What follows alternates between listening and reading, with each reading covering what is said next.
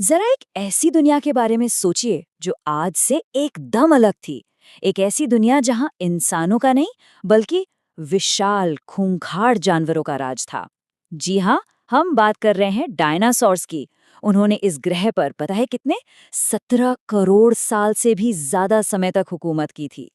उनका साम्राज्य मतलब बहुत विशाल था। उनकी ताकत का कोई मुकाबला नहीं था। लेकिन फिर अचानक से एक ही झटके में सब कुछ खत्म हो गया। वो पूरी तरह से गायब हो गए। तो सवाल ये है कि आखिर उनके साथ हुआ क्या था। चलिए आज इसी रहस्य से पर्दा उठाते हैं। तो कहानी को एकदम शुरुआत से शुरू करते हैं, है ना। हम सीधे उस समय में वापस चलते हैं जब पहले पहल डायनासोर ने इस धरती पर कदम रखा था। देखते हैं कि उनकी दुनिया थी कैसी। अच्छा, सबसे पहले तो ये सवाल आता है कि ये नाम डायनासोर आया कहाँ से।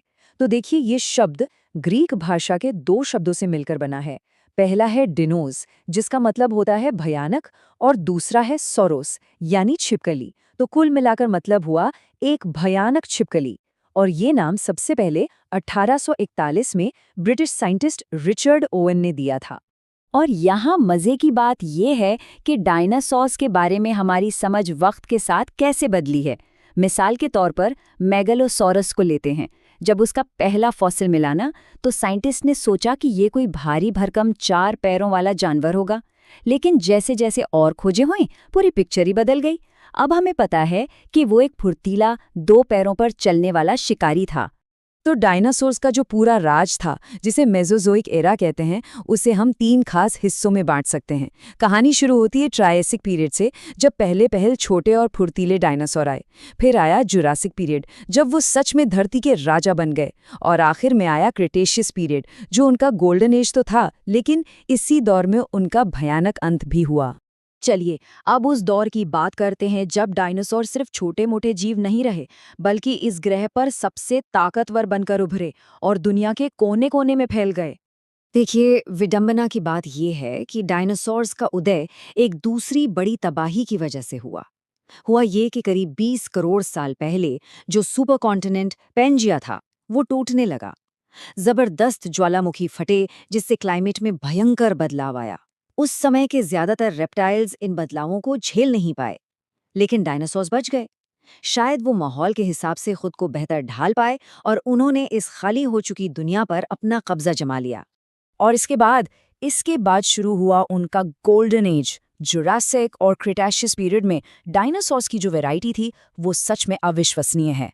एक तरफ 77 टन के अर्जेंटिनोसॉरस जैसे विशालकाय शाकाहारी थे, तो दूसरी तरफ टीरेक्स जैसा खूंखार शिकारी, जिसके जबड़े सबसे ताकतवर थे। इतना ही नहीं, पंखों वाले आर्कियोप्टेरिक्स जैसे डायनासोर भी थे, जिन्हें आज के पक्षियों का पूर्वज माना जाता है।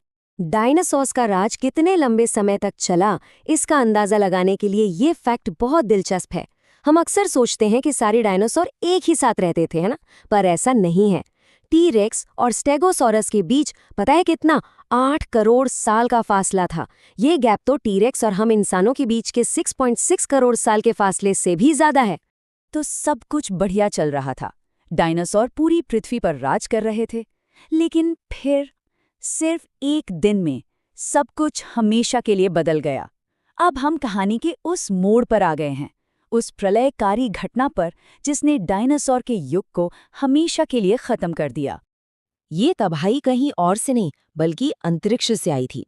एक बहुत बड़ा एस्ट्रॉइड, करीब 15 किलोमीटर चौड़ा, मतलब माउंट एवरेस्ट से भी बड़ा, सीधा धरती की तरफ आ रहा था। और उसकी रफ्तार, अरे रफ्तार तो होश उड़ा देने वाली थी। वो 30 किलोमीटर प्रति सेकंड की स्पीड से आ रहा था। सोचिए, एक जेट प्लेन से 150 गुना ज्यादा तेज। इससे बचने का तो कोई सवाल ही पैदा नहीं होता था। और जब ये एस्ट्रॉइड आज के मेक्सिको के पास युकाटान पेनिनसुला से टकराया, तो उससे जो एनर्जी निकली, वो हमारी कल्पना से भी परे है। ऐसा मान लीजिए कि 1 अरब हिरोशिमा बॉम्ब एक साथ फट गए हों। ये सिर्फ एक टक्कर नहीं थी, ये एक ग्लोबल प्रलय थी। उस जबरदस्त धमाके के बाद जो हुआ, वो एक धीमी लेकिन जानलेवा तबाही थी। टक्कर से उड़ी धूल और मलबे के एक बहुत बड़े बादल ने महीनों तक सूरज को ढक लिया। सूरज की रोशनी के बिना सारे पेड़ पौधे मर गए। अब पौधे नहीं तो उन्हें खाने वाले शाकाहारी डायनासोर भूखे मर गए, और जब वो मर गए तो उन्हें खाने वाले टी-रेक्स जैसे मांसाहारी भी खत्म हो गए। ये एक खतरनाक चेन रिएक्शन था जिसने पूरी की पूरी फूड चेन को ही तबाह कर दिया। और फिर जब महीनों बाद धूल आखिरकार छटी तो दुनिया एक बिल्कुल अलग जगह बन चुकी थी। डायनासोर्स का साम्राज्य खत्म हो चुका था। तो सवाल ये है कि फिर बचा कौन, और साइंटिस्ट को ये सब इतनी डिटेल में पता कैसे चला? ये महाविनाश इतना भयंकर था कि धरती की 75% से ज्यादा प्रजातियां खत्म हो गई। जमीन पर रहने वाला 25 किलो से ज्यादा वजन का कोई भी जानवर नहीं बच पाया। सिर्फ छोटे जीव जो शायद खुद को नए और मुश्किल हालात में ढाल सकते थे, वही इस दुनिया में जिंदा रह पाए। लेकिन क्या डायनासोर पूरी तरह से गायब हो गए? नहीं, उनका एक वंश आज भी हमारे बीच है। साइंटिफिक स्टडीज से ये पता चलता है कि कुछ उड़ने वाले डायनासोर बच गए थे और समय के साथ उन्हीं से पक्षियों का विकास हुआ। जी हाँ, आपने सही सुना। उस विशालकाय टी-रेक्स का सबसे करीबी जिंदा रिश्तेदार एक आम मुर्गी है। पर हमें ये पूरी कहानी इतनी यकीन के साथ कैसे पता है? असल में सारे सबूत चट्टानों में दबे हैं। दुनिया भर में जहां भी 6.6 करोड़ साल पुरानी चट्टानें हैं, वहां एक पतली सी परत मिलती है इरिडियम नाम के एलिमेंट की। ये एलिमेंट धरती पर तो बहुत कम मिलता है, लेकिन एस्टेरॉइड्स में काफी होता है। और तो और मैक्सिको में ठीक उसी समय का एक 180 किलोमीटर चौड़ा गड्ढा यानी क्रेटर भी मौजूद है। ये सारे सबूत एक ही तरफ इशारा करते हैं, एक जबरदस्त एस्टेरॉइड का हमला। डायनासोर की ये कहानी हमें एक बहुत ज़रूरी सबक सिखाती है कि इस धरती पर जिंदगी कितनी नाजुक है। और ये कहानी हमें अपने ग्रह के आज और आने वाले कल के बारे में कुछ गंभीर सवाल पूछने पर भी मजबूर करती है। जरा इस तुलना को देखिए। डायनासोर्स ने इस ग्रह पर लगभग 17 करोड़ 40 लाख साल तक राज किया, और आधुनिक इंसान, हम यहाँ सिर्फ 3 लाख सालों से हैं। उनके इतने लंबे शासनकाल के आगे हमारा समय तो पलक झपकने जैसा है बस। और यहीं से एक बहुत गंभीर सवाल उठता है। कई साइंटिस्ट्स का मानना है कि हम इस वक्त धरती के छठे महाविनाश यानी 6th मास एक्सटिंक्शन के दौर से गुजर रहे हैं। लेकिन इस बार तबाही की वजह कोई एस्ट्रॉइड नहीं है। इस बार प्रजातियों के तेजी से खत्म होने की वजह हम इंसानों की गतिविधियां हैं, जैसे कि पॉल्यूशन, जंगलों की कटाई और क्लाइमेट चेंज। तो आखिर में सवाल यही बचता है, डायनासोर्स ने 17 करोड़ साल से भी ज्यादा समय तक राज किया और फिर एक बाहरी ताकत ने उन्हें खत्म कर दिया।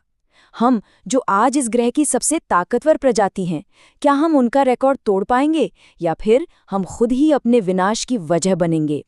इस सवाल का जवाब तो शायद भविष्य ही देगा। Subscribe for more amazing contents. Don't forget to like and share.